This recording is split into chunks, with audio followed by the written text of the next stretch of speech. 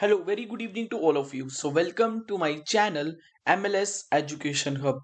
तो इस वीडियो में मैं प्रेजेंट करने वाला हूँ सिस्टमिक बैक्टीरियोलॉजी MLS के सेकंड सेमेस्टर के फर्स्ट यूनिट्स के short important question with the answers.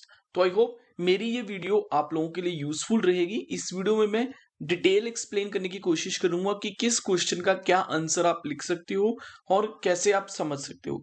जैसे कि द फर्स्ट इंपॉर्टेंट क्वेश्चन जो एग्जाम में आ सकता है that is define systemic bacteriology. Systemic bacteriology क्या होती है? सो अगर हम सिस्टमिक बैक्टीरियोलॉजी को डिफाइन करना चाहें तो systemic bacteriology is basically defined as study of bacterial pathogens, the disease they cure, how to diagnose, treat and prevent them, and it also include the study of bacteria. ठीक है, यहाँ पे bacteria की study भी हम discuss करते हैं। तो सिस्टमिक बैक्टीरियोलॉजी एक ऐसी साइंस है जिसमें हम बैक्टीरिया के बारे में स्टडी करते हैं, किस तरह बैक्टीरिया इन्फेक्शन करते हैं, किस तरह जो बैक्टीरिया इन्फेक्शन करते हैं उनको डायगोनाइज किया जा सकता है, किस तरह बैक्टीरिया से होने वाली इन्फेक्शन से बचाया जा सकता है। So that's what is a systemic bacteriology. Next important question जो बनता है कल्चर मीडिया। तो कल्चर मीडिया में बहुत सारे इक्विपमेंट्स यूज होते हैं, उसमें inoculating loop is one of the equipment which is use. तो ये क्वेश्चन आ सकता है कि कल्चर मीडिया में इनोकुलेटिंग लूप का क्या रोल होता है। So role of inoculating loop in the culture media can be the important question. और होता क्या inoculating loop? Inoculating loop is a sterilize किया जाता है इसे भी small wire loop which is use to transfer a tiny sample of micro organism from the culture to the fresh culture media. मतलब अगर आपके पास एक सोर्स कल्चर मीडिया है, उस सोर्स कल्चर मीडिया में से आप छोटा सा जो माइक्रो ऑर्गेनिज्म जो उस कल्चर मीडिया में है उसको एक फ्रेश कल्चर मीडिया में ट्रांसफर करना चाहते हो, तो उसके लिए जो डिवाइस यूज की जाती है उसका नाम होता है इनोकुलेटिंग लूप। आप फ्रेश कल्चर मीडिया में क्यों ट्रांसफर करोगे? क्यों करोगे? ताकि उस फ्रेश कल्चर मीडिया में जो आपने टीनी सैंपल माइक्रो ऑर्गेनिज्म का डाला होगा वो माइक्रो ऑर्गेनिज्म प्रोलिफरेट कर जाए और वो उसकी मल्टीप्लिकेशन हो जाए in the desired environmental condition. तो हम ये बोल सकते हैं कि इनोकुलेटिंग लूप एक सिंपल सा सिरलाइज वायर का लूप होता है जो small sample of micro organism को फ्रेश कल्चर मीडिया में ट्रांसफर करने के लिए यूज किया जाता है from a source culture media. I hope you are clear with the definition of role of inoculating loop in the culture media. Next can be the important question can be the role of incubator in the culture media. Incubator is another very important question और culture media में एक बहुत important device रहती है। So incubator play a very crucial role in the culture media preparation, क्योंकि incubator क्या करता है हमें भी पता है कि जो माइक्रो ऑर्गेनिज्म को कल्चर मीडिया में ट्रांसफर करते हैं तो माइक्रो ऑर्गेनिज्म कल्चर मीडिया के न्यूट्रिएंट्स को यूज करेगा अपनी ग्रोथ के लिए, और इसके अलावा उसे एक सुटेबल इन्वायरमेंटल कंडीशंस चाहिए होती हैं which include suitable temperature, which include the suitable humidity. और वो सारी चीजें उसे कौन प्रोवाइड करेगा? Incubator. So incubator is a very important device which play a very crucial role in the culture media preparation because it provides the suitable conditions, it provides the suitable humidity, it provides the suitable temperature और it provides the suitable gas composition, जो सारी चीजें micro organisms की multiplication and proliferation और उनकी growth के लिए important है। Clear? So this is the role of incubator in the culture media. Next a very important question can be there is what is culture media? The culture media is a gel और liquid जिसमें वो सारे nutrients होते हैं जो nutrients micro organism की growth के लिए इंपॉर्टेंट होते हैं। Clear? So culture media is a gel और ए liquid which contain all the specific nutrients which are required for the growth and for the multiplication। अभी मैंने बताया।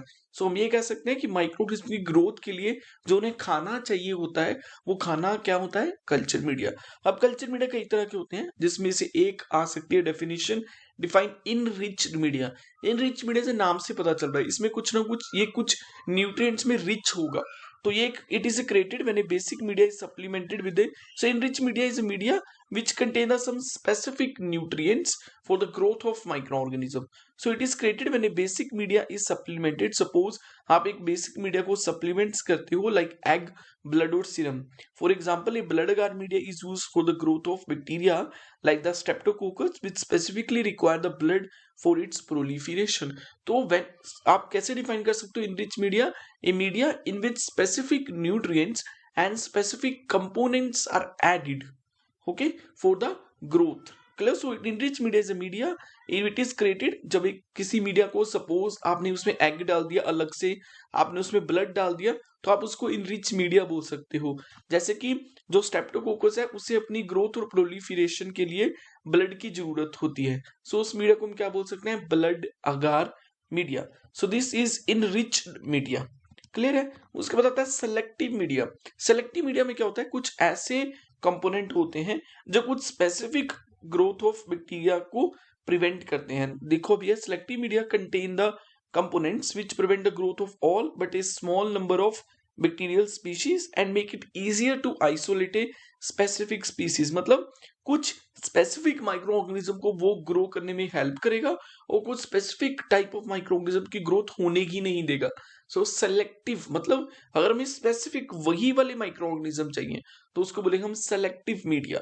क्लियर है? So selective media is that kind of media. Last is differential media.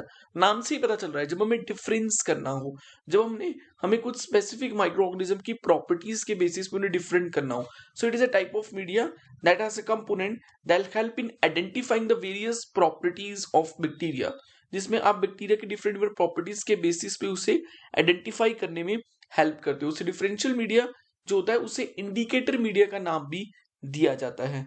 So the biochemical characteristics of a microorganism are used in the differentiation and identification of the microorganism. Clear? So सभी तरह के micro organisms में से आप कुछ specific biochemical characteristics के basis पे उन माइक्रो ऑर्गेनिज्म को डिफरेंशिएट कर सकते हो from the other micro organism. तो इसमें हम क्या डालेंगे, कुछ इंडिकेटर डालेंगे। इंडिकेटर क्या करेगा, जैसे आपके पास ए और बी दो तरह के माइक्रो ऑर्गेनिज्म है, तो वो ए माइक्रो ऑर्गेनिज्म को कोई और कलर दे देगा और बी माइक्रो ऑर्गेनिज्म को कोई और कलर दे देगा, ताकि हम ए और बी के बीच में डिफरेंस कर पाए। सो इंडिकेटर कौन कौन से हो सकते हैं, ईओसिन हो सकता है, न्यूट्रल रेड हो सकता है, फिनोल रेड हो सकता है और मिथाइलिन ब्लू हो सकता है। So I hope you are clear with the detail that is provided by me about the certain important question of systemic bacteriology MLS second semester first unit, which is about the media, culture media, and which is about the preparation of culture media. So मिलते हैं next video में systemic bacteriology के other units के important question with answers के साथ। सो तब तक के लिए मेरे चैनल MLS एजुकेशन हब को सब्सक्राइब कर दीजिए। मैं न्यू वीडियोस लेके आपके सामने आता रहूंगा। So like, share and subscribe to my official YouTube channel MLS Education Hub. मिलते हैं नेक्स्ट वीडियो में कुछ अनदर इंटरेस्टिंग, कुछ अनदर स्पेशल इंपॉर्टेंट क्वेश्चंस के साथ। Thank you so much.